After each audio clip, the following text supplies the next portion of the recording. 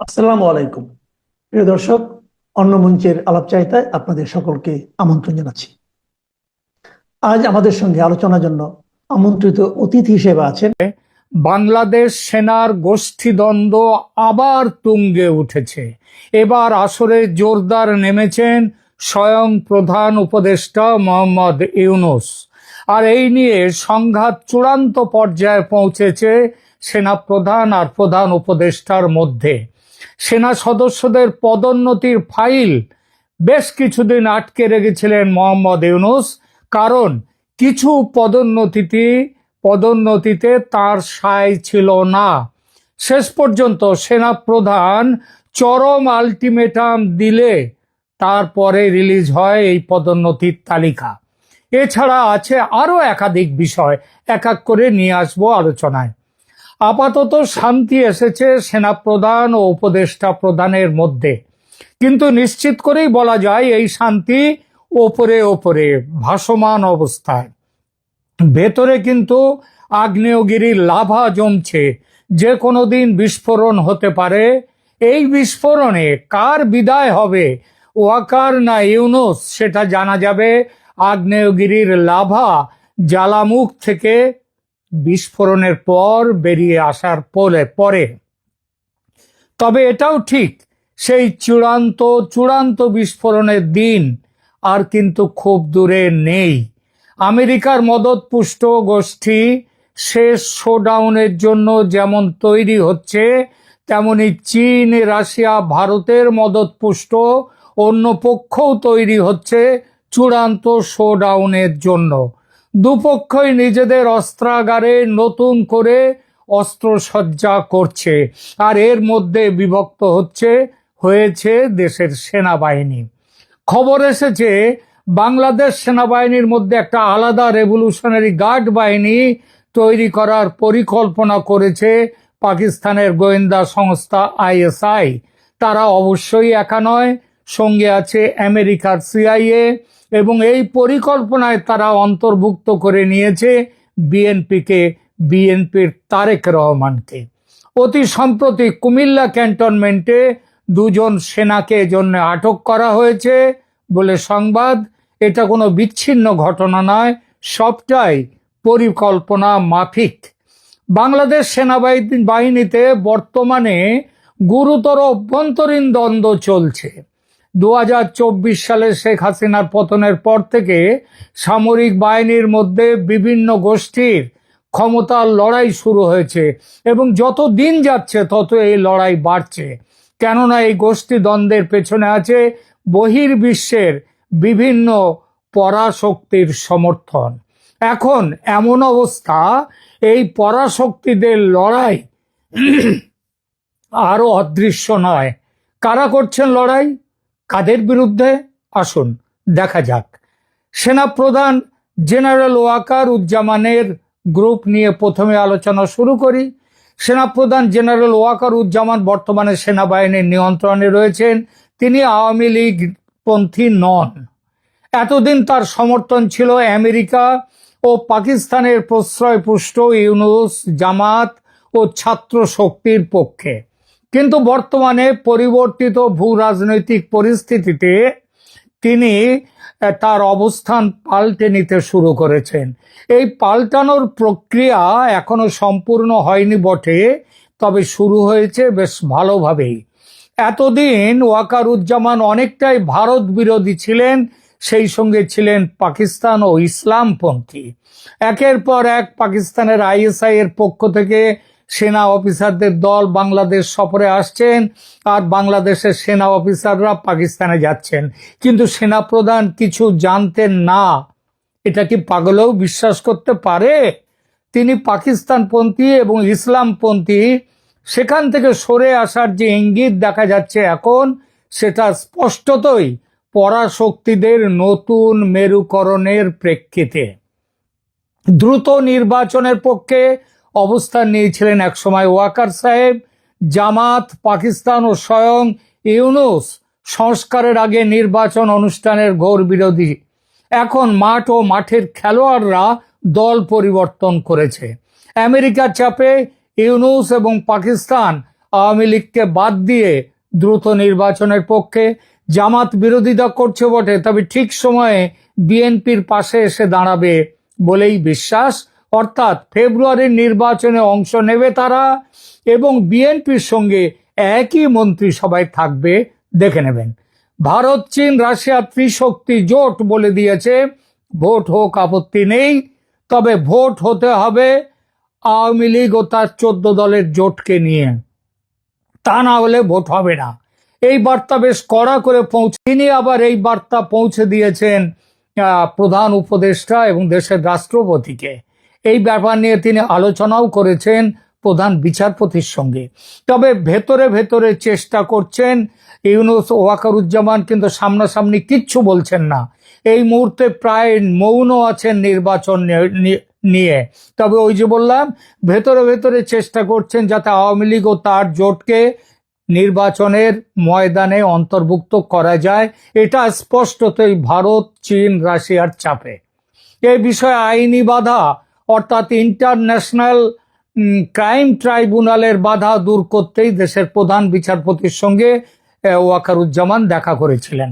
একই সঙ্গে জাতীয় নিরাপত্তা ও সার্বভৌমত্বের প্রতি নিজের অবস্থান আরো কঠোর করেছেন ওয়াকারুজ্জামান, যার অর্থ নিজেকে ক্রমশ মার্কিন আগ্রাসনের বিপরীতে তিনি প্রতিষ্ঠা করছেন। এটা স্পষ্টতই ভারতের দিকে ঝুঁকে থাকার অবস্থান। 2, এবার আসি লেফটেন্যান্ট জেনারেল মোহাম্মদ ফয়জুর রহমানের গ্রুপ।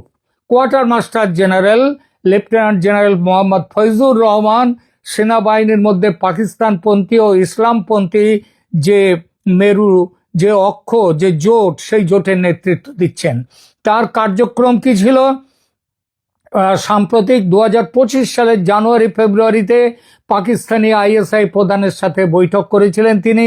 জামাত নেতাদের সাথে তার যোগাযোগ নিয়মিত, কিন্তু জামাত এখন আমেরিকার আগ্রাসনের বিরুদ্ধে অন্তত এই পর্যায়ে, এবং ফলে আমেরিকার আগ্রাসনের বিরুদ্ধে তারা খুব একটা সোচ্চার না হলেও আমেরিকার প্ল্যান যেটা আছে, অর্থাৎ দ্রুত নির্বাচন করিয়ে বিএনপিকে ক্ষমতায় বসানোর যে পরিকল্পনা আমেরিকার, সেই পরিকল্পনার বিরোধিতা করছে এই যে জামাত। এই পরিস্থিতিতে ফয়জুর রহমান বর্তমানে ওয়েট অ্যান্ড ওয়াচ নীতি নিয়েছেন। তবে সেনাপ্রধানের বিরুদ্ধে সেনাপ্রধানের সঙ্গে সম্পর্কের উন্নতি কিন্তু হয়নি। বিভিন্ন বিভাগীয় কমান্ডারদের সাথে গোপনে বৈঠক করছেন ফয়জুর রহমান এবং সে বৈঠক এখনো চলছে। এরপরে আমরা আসি লেফটেন্যান্ট জেনারেল মোহাম্মদ সাইনুল হকের গ্রুপ নিয়ে। জাতীয় প্রতিরক্ষা কলেজের commandant lieutenant general Mohammad Zainul হক আওয়ামী লীগপন্থী শাখার নেতৃত্ব দিচ্ছেন। তার সমর্থনে রয়েছেন মেজর জেনারেল মোহাম্মদ মঈন খান, 9ম ডিভিশন। অবশ্য আগস্টে অবসর নিয়েছেন মঈন খান। আওয়ামী লীগের প্রতি অনুগত অন্যান্য সেনা সদস্য অফিসারদের সাথে যোগাযোগ রাখছেন, তাদের নিয়ে গোষ্ঠী তৈরি করেছেন এই সাইনুল হক লেফটেন্যান্ট জেনারেল। সাইনুল হকের যে আওয়ামী লীগপন্থী গ্রুপের বাংলাদেশের সেনাবাহিনীর রাজনীতিতে লেফটেন্যান্ট জেনারেল মোহাম্মদ সাইনুল হক এবং তার আওয়ামী লীগপন্থী গোষ্ঠীর কার্যক্রম বিশেষ গুরুত্ব বহন করে। 2025 সালে তাদের বিভিন্ন রাজনৈতিক ও প্রাতিষ্ঠানিক কর্মকাণ্ড পর্যালোচনা করলে একটা জটিল চিত্র ফুটে ওঠে। এই মোহাম্মদ সাইনুল হক বর্তমানে জাতীয় প্রতিরক্ষা কলেজের কমান্ড্যান্ট। তিনি 1989 সালের জুলাইতে পদাতিক বাহিনীতে কমিশন লাভ করেন এবং সোর্ড অফ অনার এই উপাধিতে ভূষিত হন। তার প্রধান মিত্র হলেন মেজর জেনারেল মোহাম্মদ মঈন খান, যিনি 9ম পদাতিক ডিভিশনের জিওসি হিসেবে দায়িত্ব পালন করেছেন। 9ম পদাতিক ডিভিশনকে বাংলাদেশ সেনাবাহিনীর সবচেয়ে শক্তিশালী ডিভিশন হিসেবে বিবেচনা করা হয়। 2025 সালে সাইনুল হক জাতীয় প্রতিরক্ষা কলেজে 2টি গুরুত্বপূর্ণ ক্যাপস্টোন কোর্স পরিচালনা করেছেন। এপ্রিল-মে মানে 2025-এর 20 এপ্রিল থেকে নেতৃত্ব কর্মসূচি তিনি করেছেন। 2025-এর 13 জুলাই থেকে 31 জুলাই পর্যন্ত দেশের 45 জন বিশিষ্ট ব্যক্তির অংশগ্রহণে তিনি একটি সম্মেলন করেন। এই কোর্সগুলোতে সম্মেলনে উচ্চপদস্থ সামরিক কর্মকর্তা, বেসামরিক আমলা, বিচারক, একাডেমিক, কূটনীতিবিদ এবং কর্পোরেট নেতৃবৃন্দ অংশগ্রহণ করেছেন। শাহিনুল হক 2025 সালে বিভিন্ন আন্তর্জাতিক কার্যক্রমেও অংশ নিয়েছেন। আগস্ট 2025-এ শ্রীলঙ্কার হাই কমিশনের সাথে বৈঠক করেছেন এবং জাতীয় প্রতিরক্ষা কোর্সে বক্তব্য প্রদান করেন। সেপ্টেম্বর 2024-এ বাংলাদেশ জাতীয় প্রতিরক্ষা কলেজের প্রতিনিধি দলের নেতৃত্বে শ্রীলঙ্কা নৌবাহিনী সদর দপ্তর তিনি সফর করেছিলেন। 2025 সালের মার্চ মাসে একটি গুরুত্বপূর্ণ ঘটনা ঘটে, তার উল্লেখ করব। যখন ছাত্রনেতা হাসনাত আবদুল্লাহ অভিযোগ করেন যে সেনাবাহিনী তাকে পরিচালিত আওয়ামী লীগ গ্রহণের জন্য চাপ দিয়েছে। এই পরিকল্পনা ছিল শেখ হাসিনা ছাড়া আওয়ামী লীগের দ্বিতীয় সারির কেউ নেতৃত্ব গ্রহণ করলে তার বিরোধিতা হবে না, শিরিন শারমিন চৌধুরী এবং ফজলুর রহমান তাপসের মতো নেতৃবৃন্দ যদি দলীয় নেতৃত্ব নেয় তার বিরোধিতা হবে না। একটি দুর্বল আওয়ামী লীগকে বিরোধী দল হিসেবে রাখার প্রস্তাব। জানা যায় এই প্রস্তাব দিয়ে আওয়ামী লীগের প্রতি বিদ্বেষের মনোভাব অন্তত প্রাথমিকভাবে কমিয়ে দেওয়ার প্ল্যান ছিল শাহিনুল হকের, এবং তারপরে এই প্ল্যান গৃহীত হলে পরবর্তী পর্যায়ে শেখ হাসিনা এবং অন্যান্য তাদেরকে ফিরিয়ে নিয়ে আসার এবং তাদেরকে নির্বাচনের ব্যাপারে অংশগ্রহণের অনুমতি দেওয়ার ব্যবস্থা তার করবার প্ল্যান ছিল। 2025 সালের 10 মে আওয়ামী লীগ নিষিদ্ধ করার পর শাহিনুল হকের গোষ্ঠীর প্রতিক্রিয়া বিশেষ তাৎপর্য বহন করে। বিভিন্ন সূত্র থেকে জানা যাচ্ছে যে সেনাপ্রধান ওয়াকারুজ্জামান দ্রুত নির্বাচনের পক্ষে অবস্থান নিয়েছেন শাহিনুল হকের চাপেই। আওয়ামী লীগপন্থী কর্মকর্তারা নিষেধাজ্ঞার বিরুদ্ধে প্রতিরোধ গড়ে তুলেছেন শাহিনুল হকের জন্য। তবে মেজর জেনারেল মঈন খানের নেতৃত্বে নবম পদাতিক ডিভিশন বিভিন্ন গুরুত্বপূর্ণ কার্যক্রম পরিচালনা করেছে, যার মধ্যে অনেকটা হচ্ছে গার্মেন্টস শিল্পকে নিরাপত্তা দেওয়ার ব্যবস্থাটা পুরোপুরি এরাই করেছেন। 2025 সালের আগস্টে মেজর জেনারেল মঈন খান অবসর গ্রহণ করেন এবং মেজর জেনারেল SM আসাদুল হক নতুন জিওসি হিসেবে দায়িত্ব গ্রহণ করেন। এই পরিবর্তন আওয়ামী লীগপন্থী গোষ্ঠীর প্রভাব কিছুটা কমিয়ে আনতে পারে। তো এরপরে জাতীয় প্রতিরক্ষা কলেজের কমান্ড্যান্ট হিসেবেও শাহিনুল হক অনেক প্রাতিষ্ঠানিক কার্যক্রম করেছেন, যেটা আওয়ামী লীগপন্থী গোষ্ঠীদেরকে অনেকভাবে উজ্জীবিত করেছে। সম্প্রতি ভারতের ভূমিকা আওয়ামী লীগের পক্ষে আরো স্পষ্টভাবে নিয়ে আসায় এই শাহিনুল হক গোষ্ঠী নতুন করে শক্তি পেয়েছে। তাছাড়া তো বোঝাই যায় জাতীয় প্রতিরক্ষা কলেজের মতো গুরুত্বপূর্ণ প্রতিষ্ঠানের নিয়ন্ত্রণ এবং কৌশলগত শিক্ষার ক্ষেত্রে তার অবস্থান এখনো তাৎপর্যপূর্ণ। এরপরে আমরা আসি মেজর জেনারেল, বর্তমানে লেফটেন্যান্ট জেনারেল SM কামরুল হাসানের গ্রুপ নিয়ে। বাংলাদেশ সেনাবাহিনীর আভ্যন্তরীণ দ্বন্দ্বে lieutenant general SM Kamrul Hasan একটি অত্যন্ত গুরুত্বপূর্ণ ও বিতর্কিত ব্যক্তিত্ব। তিনি সশস্ত্র বাহিনী বিভাগে করছেন এবং মূলত মোহাম্মদ ইউনূসের প্রক্সি হিসেবে কাজ করছেন বলে অভিযোগ তার বিরুদ্ধে। লেফটেন্যান্ট জেনারেল কামরুল হাসান 2024 সালের 22 আগস্ট সশস্ত্র বাহিনী বিভাগের 17তম প্রধান স্টাফ অফিসার হিসেবে দায়িত্ব গ্রহণ করেন। তার নিয়োগ অনুষ্ঠানে কারা কারা উপস্থিত ছিলেন দেখুন। সেনাপ্রধান জেনারেল ওয়াকারুজ্জামান ছিলেন, নৌবাহিনীর প্রধান অ্যাডমিরাল M নাজবুল হাসান ছিলেন, বিমান বাহিনীর প্রধান air chief marshal Hasan Mahmud Khan ছিলেন এবং ছিলেন প্রধান উপদেষ্টা ডক্টর মোহাম্মদ ইউনূস। এটা কিন্তু সহজ কথা নয়। তিনি 1989 সালের 22 ডিসেম্বর পদাতিক কর্মসে কমিশন লাভ করেন। যে উল্লেখযোগ্য পদগুলো তিনি দখল করে রেখেছেন এ পর্যন্ত, তাতে কাজ করেছেন, সেগুলো হচ্ছে বাংলাদেশ মিলিটারি একাডেমির কমান্ড্যান্ট, 66তম পদাতিক ডিভিশনের GOC, রংপুর এলাকা কমান্ডার। রাজনৈতিক গোষ্ঠী ও কার্যক্রম ইউনূস এবং কামরুলের একটা অক্ষ শক্তি আছে। কামরুল হাসানের গোষ্ঠী মূলত প্রধান উপদেষ্টা মোহাম্মদ ইউনূসের রাজনৈতিক এজেন্ডা বাস্তবায়নে কাজ করে। এই গোষ্ঠীর প্রধান বৈশিষ্ট্য হলো সেনাপ্রধানের বিকল্প হিসেবে কামরুল হাসানকে প্রতিষ্ঠার চেষ্টা, নির্বাচন জুলাই ঘোষণার মাধ্যমে সংবিধান বাতিল করার প্রচেষ্টা। যেহেতু বর্তমানে কোনো প্রধানমন্ত্রী নেই, কামরুল হাসান সরাসরি ইউনূসের কাছে রিপোর্ট করেন। এর ফলে তিনি প্রধান উপদেষ্টা রাজনৈতিক উদ্দেশ্যে সামরিক প্রতিষ্ঠানকে ব্যবহার করার সুযোগ পুরো মাত্রায় পাচ্ছেন এবং সেটা তিনি করছেন।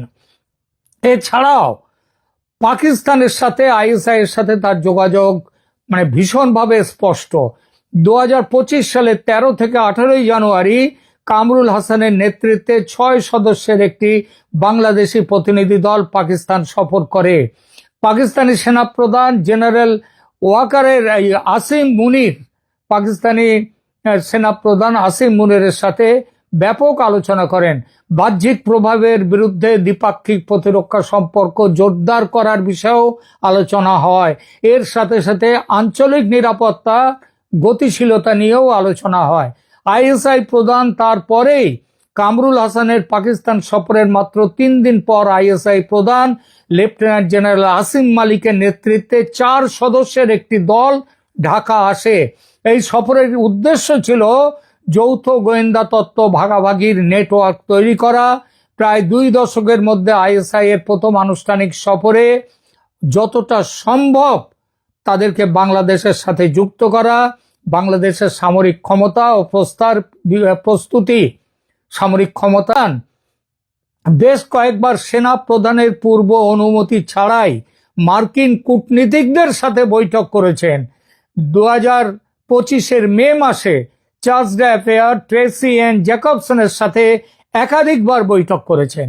মানবিক করিডর প্রস্তাব নিয়ে তিনি মার্কিন কূটনীতিকদের সাথে মিয়ানমারে মানবিক সহায়তার করিডর স্থাপনে আলোচনা এবং সহায়তার কাজটা তিনি দেখছেন। আরাকান আর্মিকে সহায়তা দেওয়ার ব্যাপারে তাদের এই ইস্যুর নাম করে আরাকান আর্মিকে সরবরাহ ও লজিস্টিক সাহায্য দেওয়ার ব্যাপারেও তার ভূমিকা। সেনাপ্রধানের সাথে ইতিপূর্বে কামরুল হাসানের দ্বন্দ্ব হয়েছিল। তার পরিপ্রেক্ষিতে ওয়াকারুজ্জামান কামরুল হাসানকে অপসারণের নির্দেশ দিয়েছিলেন, কিন্তু প্রধান উপদেষ্টা সেই নির্দেশ ব্লক করে দেন। এর ফলে সেনাপ্রধান ও ইউনূসের মধ্যে সম্পর্কের অবনতি হয়। এছাড়া নৌবাহিনী ও বিমান বাহিনী প্রধানের সেনাপ্রধানের পক্ষে অবস্থান নিয়েও ইউনূসের সাথে দ্বন্দ্ব বেঁধেছে। আর এর ফলে কামরুল হাসানকে ভবিষ্যৎ সেনাপ্রধান হিসেবে প্রতিষ্ঠার চেষ্টা করছে ইউনূস সরকার। এর জন্য তাদের পরিকল্পনা হচ্ছে জুলাই ঘোষণার মাধ্যমে 1972 সালের সংবিধান বাতিল, রাষ্ট্রপতিকে পদত্যাগে বাধ্য করা, নির্বাচন ছাড়াই দীর্ঘমেয়াদে ক্ষমতায় থাকা। কিন্তু সাম্প্রতিক যে ফেব্রুয়ারি 2025 ইন্দোনেশিয়ায় জাতিসংঘ শান্তিরক্ষা মন্ত্রী পর্যায়ের সম্মেলনে অংশগ্রহণ করেছিলেন কামরুল হাসান। থাইল্যান্ডে Indo Pacific chiefs of defence কনফারেন্সে অংশগ্রহণ করেছিলেন আগস্ট 2025। এছাড়া বিভিন্ন দেশের প্রতিরক্ষা সংযুক্ত ও কূটনীতিকদের সাথে নিয়মিত বৈঠক করেন কামরুল হাসান। কামরুল হাসান জাতীয় নিরাপত্তা উপদেষ্টা খলিলুর রহমানের সাথে নিয়মিত বৈঠক করে তাদের মধ্যে এবং ইউনূসকে নিয়ে একটা ঐক্য শক্তি তৈরি করেছে এবং তার ফলে কক্সবাজার এলাকায় ঘন ঘন সফর করেন, মার্কিন কূটনীতিকদের সাথে সমন্বয় করেন। কামরুল হাসান বর্তমানে বাংলাদেশ সেনাবাহিনীর মধ্যে ইউনূস সমর্থক গোষ্ঠীর প্রধান নেতা। আর কামরুল হাসানের কার্যক্রম সেটা সেনাবাহিনীতে গুরুতর বিভাজন সৃষ্টি করেছে, বিশেষত পেশাদার সামরিক অফিসারদের মধ্যে। সেনাপ্রধানের কর্তৃত্বকে তিনি চ্যালেঞ্জ করেন। রাজনৈতিক উদ্দেশ্যে সামরিক প্রতিষ্ঠানের অপব্যবহার কামরুল হাসান করছে। Lieutenant general SM. কামরুল হাসানের গোষ্ঠী বাংলাদেশে প্রভাবশালী ভূমিকা পালন করছে, মূলত ইউনূস সরকারের ইউনূসের প্রতিনিধি হয়ে। এছাড়া পাকিস্তানের আইএসআই এর ভূমিকা ও গোয়েন্দা কর্মকাণ্ডও মনে রাখার মতো। পাকিস্তানের আইএসআই বাংলাদেশ সেনাবাহিনীতে প্রভাব বিস্তারের জন্য ব্যাপক তৎপরতা চালাচ্ছে। 2025 সালের জানুয়ারিতে আইএসআই প্রধান লেফটেন্যান্ট জেনারেল আসিম মালিক ঢাকা সফর করেছিলেন। এরপরে তারা তো কিভাবে কি হচ্ছে সেটা আপনারা সবাই জানেন। এরপরে আসছে, সব শেষে বলি, বিপ্লবী গার্ড বাহিনীর পরিকল্পনা, যেটা দিয়ে শুরু করেছিলাম আলোচনা। আইএসআই বিভিন্ন রিপোর্ট অনুযায়ী আইএসআই এবং তারেক রহমানের বিপ্লবী গার্ড বাহিনী গঠনের পরিকল্পনা রয়েছে সেনাবাহিনীর মধ্যে, যা 1970 সালের জাতীয় রক্ষী বাহিনীর অনুরূপ হতে পারে। পাকিস্তানের আদলে। নিঃসন্দেহে বাংলাদেশ সেনাবাহিনীর অভ্যন্তরীণ দ্বন্দ্ব দক্ষিণ এশিয়ার ভূ রাজনৈতিক ভারসাম্যে প্রভাব ফেলছে। বিশ্লেষকদের মতে বাংলাদেশে 3টি প্রধান সম্ভাবনা রয়েছে। তার অন্যতম এখন যেখানটায় আসছে সেটা হচ্ছে সামরিক অভ্যুত্থানের যে সন্দেহ, সেটা কিন্তু করা যায় না, অস্বীকার করা যায় না। আলোচনা শেষ করি এবার। বাংলাদেশ সেনাবাহিনীর অভ্যন্তরীণ দ্বন্দ্ব বর্তমানে একটি গুরুতর পর্যায়ে রয়েছে। 3টি মূল ক্ষমতার কেন্দ্রের মধ্যে দ্বন্দ্ব, পাকিস্তানে আইএসআই এর হস্তক্ষেপ এবং রাজনৈতিক অনিশ্চয়তা মিলে একটি জটিল পরিস্থিতির সৃষ্টি করেছে। সেনাপ্রধান জেনারেল ওয়াকারুজ্জামান যদিও বর্তমানে নিয়ন্ত্রণে রয়েছেন, কিন্তু পাকিস্তানপন্থী ও আওয়ামী লীগপন্থী গোষ্ঠীর চাপ তার অবস্থানকে চ্যালেঞ্জের মুখে ফেলেছে। এই পরিস্থিতির সমাধান বাংলাদেশের ভবিষ্যৎ রাজনৈতিক দিক নির্দেশনা এবং আঞ্চলিক স্থিতিশীলতার জন্য অত্যন্ত গুরুত্বপূর্ণ। দেখা যাক কি হয়। আপাতত এখানেই রাখছি। ভালো থাকবেন। ধন্যবাদ।